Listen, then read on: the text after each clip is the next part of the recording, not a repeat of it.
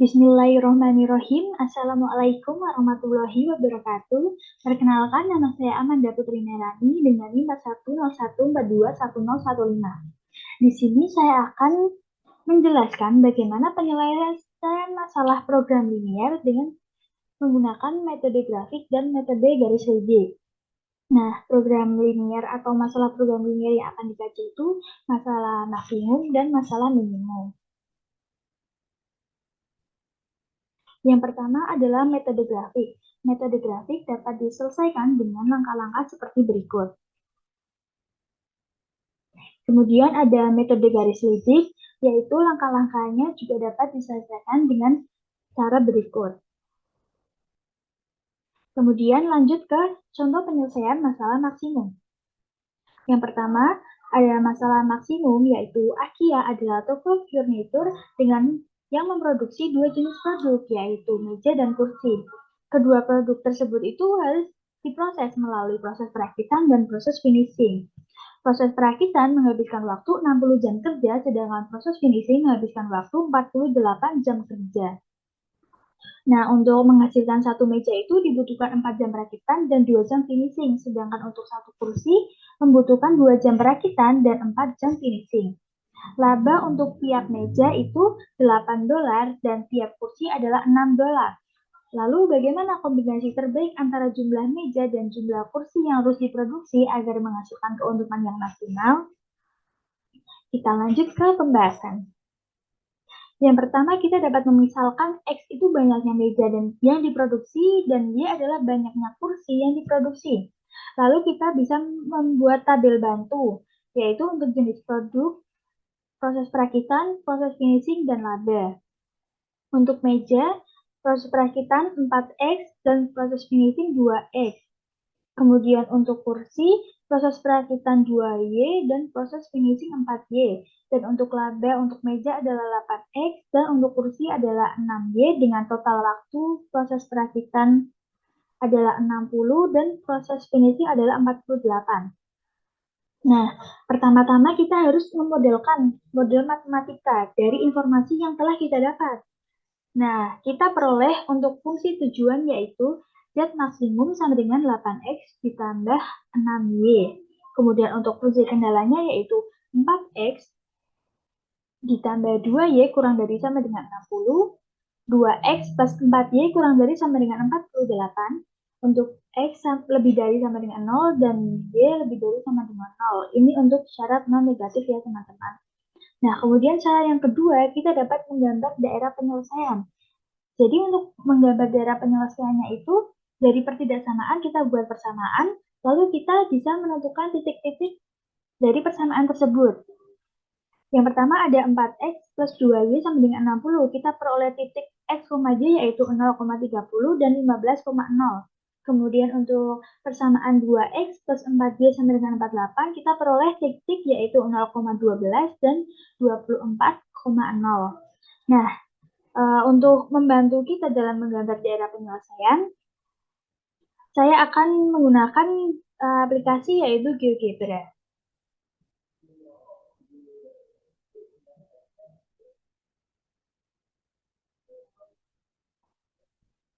Nah, di GeoGebra ini kita bisa menuliskan persamaan pertama, yaitu 4X plus 2Y sama dengan 60.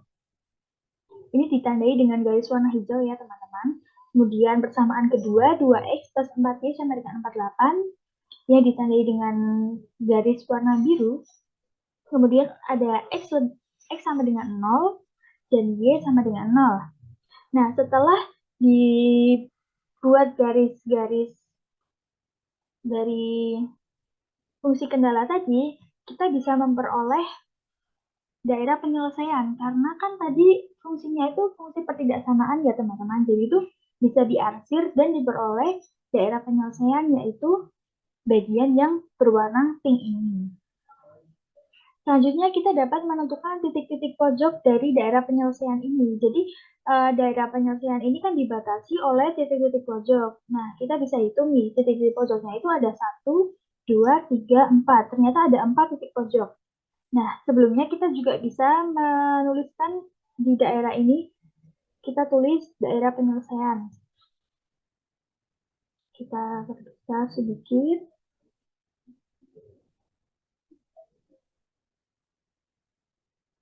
Nah,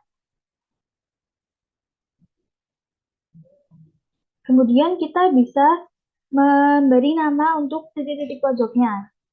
Kita di sini bisa beri nama titik A, kemudian ada titik B, kemudian ada titik C, dan titik D. Untuk titik A gampang ya teman-teman, kita bisa langsung tahu kalau titik A itu 0,0 koordinatnya. Nah, untuk titik B juga kita tahu titik koordinatnya itu 15,0.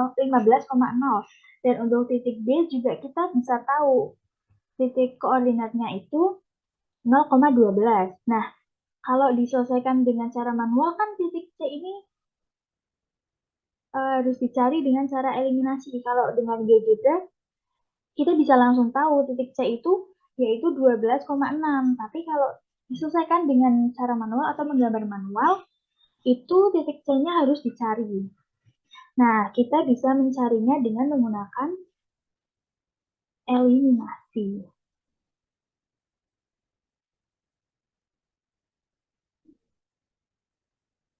Nah, tadi kan diperoleh daerah penyelesaiannya itu seperti ini ya teman-teman.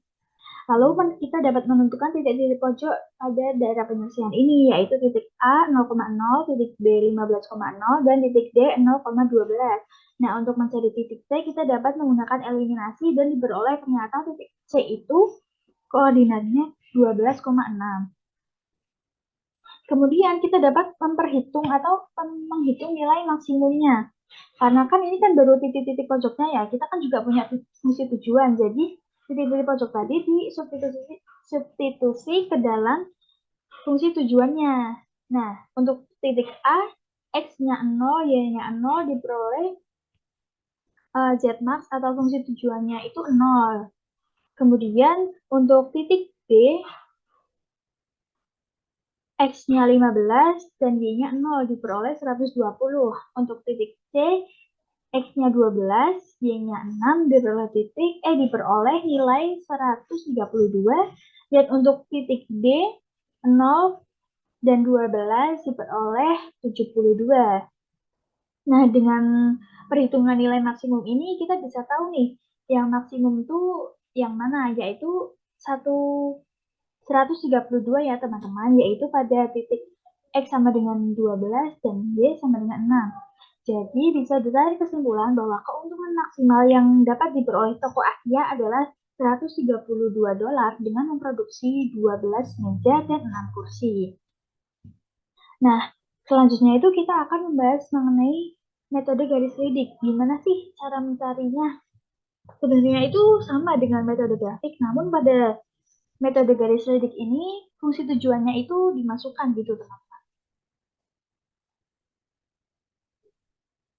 Baik, langsung saja pada metode garis lidik ini saya menggunakan aplikasi GeoGebra juga untuk memudahkan kita melihat di mana titik yang optimum. Nah, ini kan tadi kita udah cari ya teman-teman untuk yang metode grafik dengan daerah penyelesaiannya itu di sini. Nah, kemudian kita itu mau mencari dengan garis lidik. Garis lidik itu yaitu dengan menambahkan fungsi tujuannya. Fungsi tujuannya yaitu 8X plus 6Y sama dengan K. Kita isi dengan K karena kita tidak tahu maksimumnya di titik berapa dan menghasilkan nilai maksimum berapa. Kita buat garis lidik. Nah, diperoleh garis lidik awal tuh di sini ya teman-teman. Kemudian untuk K ini bisa dibuat dari interval negatif 5 sampai berapapun kalian pengennya. Nah, untuk kasus ini saya membuat batasan yaitu dari negatif 5 sampai 200. Kemudian kita bisa jalankan garis lidik ini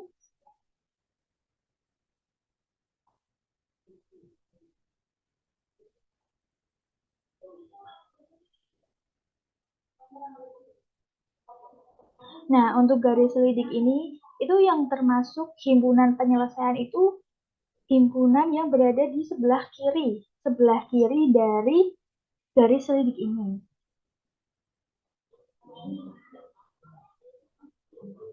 Kita bisa stop di titik C. Nah, titik C itu berpotongan atau berpotongan dengan garis selidik itu paling jauh. Nah, maka titik C ini bisa disebut sebagai titik optimum.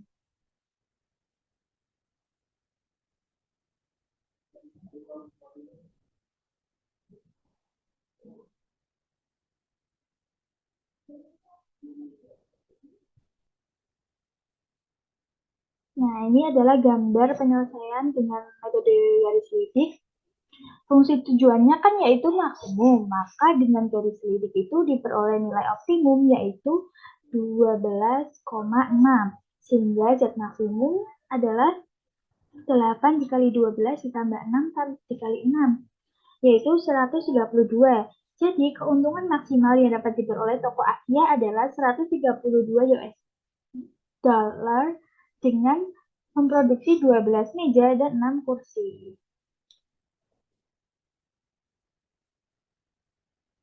Baik, kita lanjut untuk contoh penyelesaian masalah minimum. Baik, untuk soal masalah minimum adalah seorang petani jagung memerlukan sedikitnya 10 kg bahan organik A, 12 kg bahan organik B, dan 11 kg bahan organik C untuk menyuburkan tanamannya. Kebutuhan itu dapat dipenuhi dari pupuk cair yang mengandung 5 kg bahan organik A, 2 kg bahan organik B, dan 1 kg bahan organik C tiap botol. Nah, untuk pupuk keringnya yang mengandung 1 kg bahan organik A, 2 kg bahan organik B, dan 4 kg bahan organik C tiap kantong. Harga pupuk cair adalah 30.000 per botol dan pupuk kering 24.000 per kantong. Tentukan biaya minimum yang harus dikeluarkan oleh petani tersebut. Langsung ke pembahasan ya teman-teman. Yang pertama kita dapat misalkan untuk X adalah banyaknya botol pupuk cair. Dan untuk dia itu banyaknya kantong pupuk kering. Nah, kita juga bisa menggunakan tabel bantu yaitu untuk pupuk cair adalah X dan pupuk kering adalah Y. Kemudian ada bahan organik A, bahan organik B, bahan organik C, dan harga. Bahan organik A untuk pupuk cair ada 5X, bahan organik B ada 2X, dan bahan organik C adalah X dengan harga 30.000 X. Kemudian untuk pupuk kering ada bahan organik A ada Y, bahan organik B ada 2Y, dan bahan organik C ada 4Y dengan harga 24.000 Y. Kemudian untuk persediaan dari bahan organik A adalah 10, bahan organik B adalah 12, dan bahan organik C adalah 12. Langsung ke modul matematikanya. Seperti yang masalah maksimum, jadi dari informasi itu kita harus membuat modul matematikanya. Yang pertama adalah membuat fungsi tujuannya, yaitu dengan zat minimum adalah harga dari pupuk cair dan keringnya, yaitu 30.000 X dan 24.000 Y. Dengan fungsi kendala adalah 5X plus Y lebih dari sama dengan 10, 2X plus 2Y lebih dari sama dengan 12, X plus 4Y lebih dari sama dengan 12, dan untuk syarat non-negatifnya, X lebih dari sama dengan 0 dan Y lebih dari sama dengan 0. Langkah kedua itu menggambar daerah penyelesaian. Jadi kita dapat mengubah pertidaksamaan menjadi persamaan, kemudian kita memperoleh titik-titiknya dari persamaan fungsi kendala. Untuk fungsi kendala pertama adalah 5X plus Y sama dengan 10. Kita peroleh titik yaitu 0,10 dan 2,0. Kemudian untuk fungsi yang kedua ada 2X plus 2Y sama dengan 12. Kita peroleh titik X, Y-nya 0,6 dan 6,0. Untuk X plus 4Y sama dengan 12 diperoleh titik 0,3 dan 12,0. Kemudian kita akan menggambar daerah penyelesaiannya menggunakan GeoGebra ya.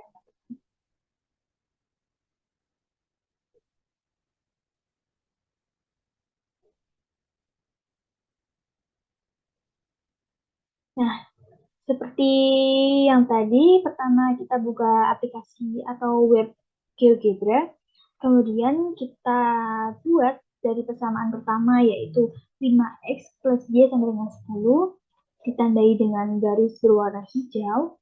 Kemudian persamaan kedua adalah 2x plus 2y sama dengan 12, yang ditandai dengan garis berwarna oranye. Kemudian ada persamaan ketiga, yaitu x plus 4y sama dengan 12, ditandai dengan garis berwarna biru. Kemudian x sama dengan 0, dan y sama dengan 0. Nah, karena fungsi kendalanya itu pertidaksamaan, jadi pasti ada daerah yang diarsir. Nah, dari ketiga fungsi kendala ini diperoleh daerah penyelesaiannya, yaitu daerah yang berwarna pink ini. Atau kita bisa tuliskan dengan DP. Nah, karena kita udah peroleh nih daerah penyelesaiannya, pasti daerah penyelesaian itu memiliki titik-titik pojok ya, atau titik-titik pembatas. Nah, kita bisa lihat kalau daerah penyelesaian ini memiliki 1, 2, 3, 4 titik pojok. Nah, kita bisa cari satu-satu titik pojoknya, atau kita juga bisa namai. Untuk titik yang pertama, saya namai dengan titik A, kemudian ada titik B, ada titik C, dan titik D. Untuk mencari titik A, itu tanpa menggunakan eliminasi, kita sudah tahu ya bahwa titik A itu 0,2, 0,10. Dan untuk titik D, kita juga udah tahu bahwa titik D adalah 12,0. Nah, untuk titik B dan C ini kita dapat peroleh dengan menggunakan cara eliminasi jika menggunakan cara manual.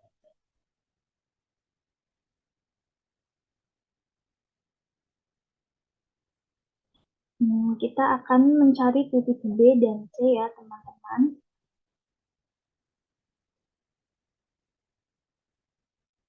Nah, tadi kan diperoleh daerah penyelesaian. Kemudian kita akan mencari titik B dan C dengan cara eliminasi. Nah, kita udah dapet nih, kalau titik B itu koordinatnya 1,5 dan titik C itu koordinatnya 4,2. Nah, dari titik-titik pojok yang ada di daerah penyelesaian ini, kita akan menghitung nilai minimumnya dengan memasukkan atau mensubstitusi titik-titik pojok ke dalam fungsi tujuan.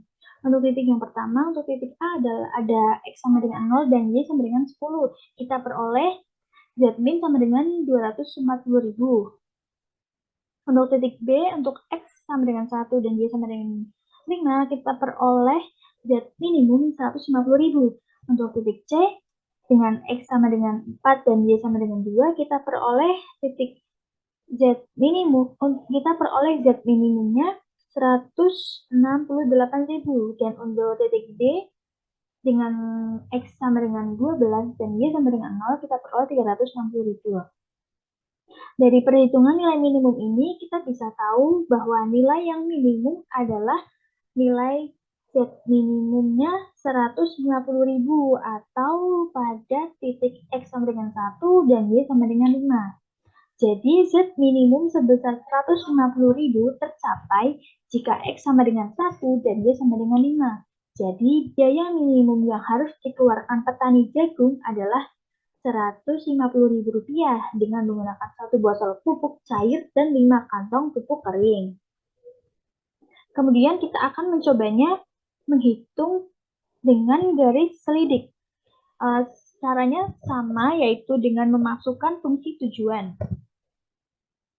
Kita langsung saja buka GeoGebra-nya ya, teman-teman. Nah, ini adalah grafik atau dengan menggunakan metode grafik ya, teman-teman, diperoleh daerah penyelesaian ini.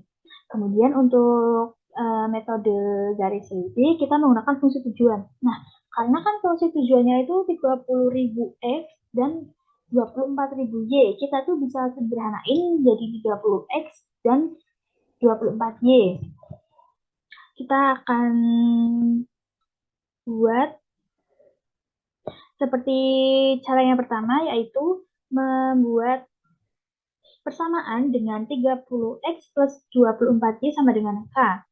Untuk K-nya itu adalah nilai maksimum dari titik-titik yang nantinya kita akan temui ya teman-teman. Jadi kita isi aja dengan K karena kita kan belum tahu titik maksimumnya di mana dan titik minimumnya di mana dan titik minimumnya itu dan nilai minimumnya itu di mana. Nah, untuk garis selidiknya itu ditandai dengan garis putus-putus ini ya teman-teman. Kemudian untuk intervalnya juga boleh memilih berapapun. Di sini saya menggunakan negatif 5 sampai 500. Kemudian kita akan jalankan garis selidiknya. Kalian bisa amati ya teman-teman, kapan garis selidik itu menyentuh titik-titik dari titik-titik pojok dari daerah penyelesaian.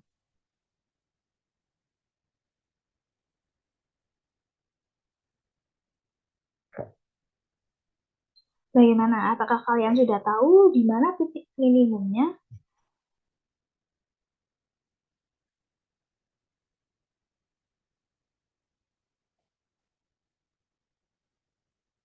Nah, untuk titik B ini berpotongan pertama kali ya teman-teman dengan garis selidiknya.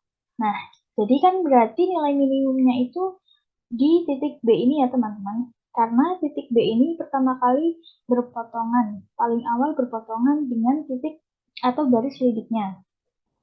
Nah, ini adalah gambar tadi ya teman-teman, gambar dari penyelesaian menggunakan metode garis selidik diperoleh titik B-nya di sini ya teman-teman. Nah, karena fungsi tujuannya itu minimum, maka dengan garis selidik itu diperoleh titik optimumnya 1,5.